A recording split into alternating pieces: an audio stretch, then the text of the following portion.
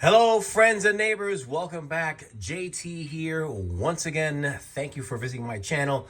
If you haven't done so already, please hit that like, subscribe, and hit that bell button for more notifications on cool videos. Anyway, let's get right into it. Of course, you've seen the title of this video. You don't have a 1911 like this.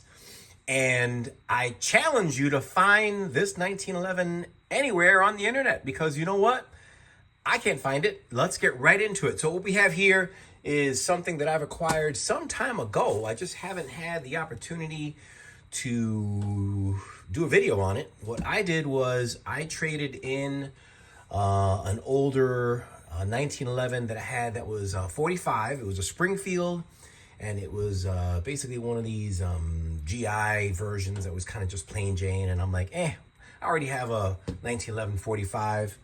And I don't need two of them in 45. So what I did was I traded up and I got this one. And I'm going to tell you why it's super cool and super unique. So let's get right into it. All right. What you're going to get in the case, you're going to get in the box. Your box is going to be like this. And in the box, you're going to get a carrying case. And it's a pretty cool case. In the bag, you're going to get a lock. You're going to get a manual that is blanket for all guns that Kimber makes. And you're going to get this. It says rear sight optic hood removal instructions. And it says here, one thing that's I'm confused about. It says here, follow instructions and follow the instructions enclosed with your Kimber optic plate kit. I don't have one. I don't know what they're talking about here. But let's get right into why this is a very unique gun. And by the way, it comes in this plastic, and I've taken it out of there because it comes drenched in oil. So, what do we have here? And let's make sure that it is clear, and it is. So, why is this special? I'll tell you why. Well, first of all, let's answer the question as to why you need a 1911 in 9mm. Well, I'll tell you why. Number one, price in 45 is getting crazy. I don't know why. A box of 45 today go anywhere between $25 to $45 for ball, and 9mm has kept pretty much flatlined at about $10 a box. So guess what? I'm not going to shoot 45 that much. That's reason number one. Reason number two, recoil. You're going to have a lot less recoil in a 9mm than you are in a 45. Number three, capacity. You're going to have at least 1 or 2 rounds more in capacity. This is a 9-round capacity versus your 7, and maximum that I've seen is 8 rounds for your 45. And number three, you're going to get that nice slim design that you're always going to get in 45, but it just, it's a nice slim design versus your 2011s. And number one reason why is it's cool, man. It's a 1911. I mean, this Browning design from the year 1911, you just can't beat it. There's a reason why they're still making this gun. It's still used today in law enforcement, still used today in modern competitions. And it's just a design that has the test of time. So there's something special about this specific gun that you're not going to find anywhere on the internet, and I'm going to tell you why in a minute. So let's get right into it. This is the Kimber Custom Lightweight Shadow Ghost in 9mm, and according to the website, they say it is a limited time special offering. And here's the deal, man. I didn't really care about this lightweight thing, but the reason that this jumped out to me is because I went on the Kimber website, and on the Kimber website, if you go there today and look up the Kimber Custom Lightweight Shadow Ghost, it says nothing about suppressor height sights, the way this one does, right there. And also, as you can see, it's optic ready. So I saw this online on Buds, and I said, wait a minute, is that, I'm sorry, but Buds they do a great job with guns, but their description sometimes is just horrible. And I saw the picture. Of, they show the close-up of the gun showing that it's optic ready and suppressor height sights. And even the website didn't say that it was optic ready. So I screenshotted the ad on Buds, and I took a chance with it, right? But if you go on the website for Kimber, it says nothing about them even having this as an option. So I scooped it up and I said, man, is this like a one-off thing or what? But you know what? I'm gonna put an optic on this thing and I'm gonna shoot it. Let's get right into the nitty-gritty of what this Kimber lightweight 1911 and 9mm has to offer. Well, first of all, it's lightweight because it is an aluminum frame, and the contrasting cool parts I like about this is that they do a lot of contrasting stuff, which is really cool. Like the slide stop is in black. They have this kind of nitride tungsten finish here that contrasts with the magazine release. And I like how they contrast even the safety on the frame here and the dovetail on the frame. So there's a lot of cool contrasting going on here, which I thought was pretty cool. They contrast the grips with the frame and even the trigger with the frame. And I thought that was really, really cool. They also put rubber grips on here, which I'm sure they did that just to keep the cost down, because I'm going to tell you the price of this a little later, but you're not going to believe how much this thing costs. It's a 9-round capacity. They only give you one mag. Yes, cheap mother humpers. One mag, all right? And it's a Kimber mag, so I'll give them that. But come on, man. 2 mags minimum.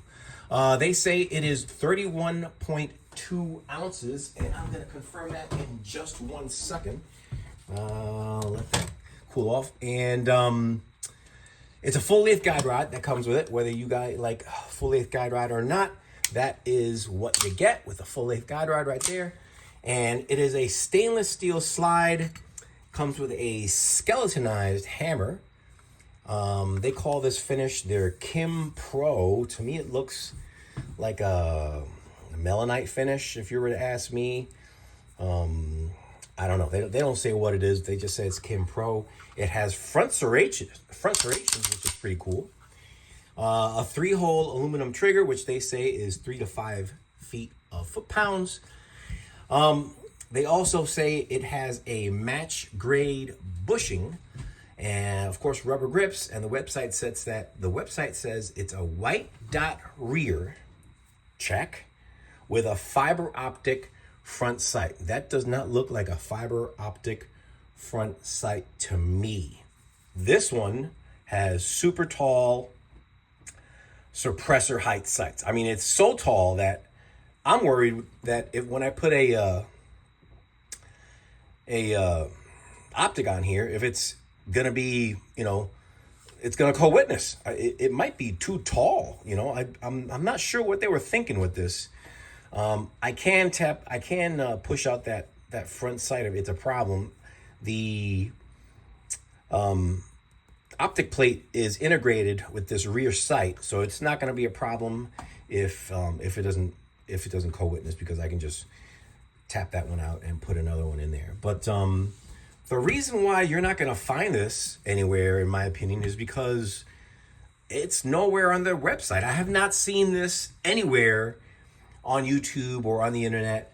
But let's see, first of all, if this isn't exactly 31.2 ounces. It's 30.70 ounces without the mag. And I've got 33 and a third ounces. Maybe they were talking about without the mag. But that's what I've got here. I'm really looking forward to shooting this thing, just because I love shooting 1911s, but I have not shot my single stack 1911s in a long time, just because in 45, 45 ammo has gotten very, very expensive. And, my police department that I worked back in New York, we use 45, so I used to get every now and then a box 45. So, it's not like I had unlimited amount, but I had some. So now that I don't really shoot it that much. But I'm glad to pick this thing up. But seriously, for you guys out there, have you seen this before? I have not. The only markings that are on here says custom lightweight, Kimber, and made in Yonkers, New York. But I'm really digging how they do. Even the hammer is contrasted here. If you see, it's stainless steel, kind of like kind of sanded on the sides and then black in the middle. How they did that? That's really, really cool. I'm gonna put some grips on here. I think I might do either blue or gray. I'm not really sure yet, but I'm not digging these grips. They don't even say Kimber on them. They are rubber, and when I say rubber, I'm talking about like rubber tire rubber. I mean, that's just plain rubber. But it does say that it has a match grade barrel, whatever that is. But hello, and there goes my. Sorry about that. But yes, it does have a match grade barrel, and for the most part, I'm telling you right now, I can't wait to shoot this thing. And of course, on the website, it says that this is going for roughly $900. I did not pay anything close to that. I paid Glock prices for this thing. I actually made some money because when I went to trade in, I sold my other gun at a dealer, and they gave me about what I paid for it. And with what I paid for this, I actually ended up making $50 because this was about $650. So yeah, I don't know if Buds has any more of these or not. Go check it out. But I am dying to shoot this thing. I'm gonna make a video of this, but the trigger, it's a little gritty. Let me see here. So it's got a little bit of travel. It's got a little bit of grit to it. Yep. Nice break.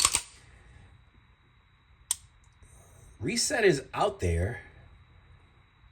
And now let's do that again. So reset. And I'm going to say about 4.5 pounds in my opinion there. So it's not bad. I'm not crazy about this little bit of travel that has, you can't see it on camera, but it's got a little bit of grit, and then it has a break. So the break isn't as clean as I want it to be, but I'm wondering if that's just a matter of break-in period. The safety is very positive and equal in both directions. That's a pet peeve of mine. I like it when safeties are positive up and down, and it only has a safety for right-handed shooters. I like that because I'm right-handed, and to be honest with you, whenever I have a 45 and it comes with ambidextrous safety, I remove it, I replace it because I don't need a safety on the other side. It's very positive, and I like the full-length 5-inch version of this, and I'm digging it. I can't wait to shoot it. I think it's going to be a looker. Am I going to do anything to it? I don't know. EGW works internals, maybe. I don't think I'm going to port it. I am going to put an Optic on it. Does not have a rail, so you can't put any lights on it, but that's fine. This is just going to be a range toy. Maybe I'll take it to a competition. I don't know. A lot of reloading, with only 9. I do have some mags that are 10-round magazines, so that's kind of cool. But I'm just going to have fun with it. And, of course, if you like shooting 1911s and you have a 45 and you don't feel like spending $40 going out to the range and shooting a box of 45, pick one of these up in 9mm, and I think you will not be disappointed. Again, as far as the negatives with this, Kimber, don't be a cheap ass with just one mag. I wish it did have a rail on it. And, it would have been nice if they had nicer grips, but I think that's how they are keeping the price down. External extractor would have been nice, but yeah, now I'm talking big dollars. But I really dig it. I'm really digging the front serrations. This Kimber coating, or whatever they call this, is Kim Pro. Doesn't look like it's gonna hold up very much, but hey, again, for 650 bucks, what do you expect? So tell me what you guys think. Tell me if this is something that you guys either have, would consider buying. I think a 9mm 1911 is a must-have if you're an avid collector, just because it's 9mm and that is just the go-to round for me now. And I'm digging it. So I'm going to make another video and update you guys with how this thing shoots, and hopefully do some live shooting for you guys and take it to the range, put an optic on it, and see what happens. All right. Tell me what you guys think. Put in your comments. Do you like it? Is this a thumbs up, a thumbs down? Is it worth it? Pros, cons? Let me know. Thanks again. Hit that like button, hit subscribe, and I'll see you guys on the next video. Ciao.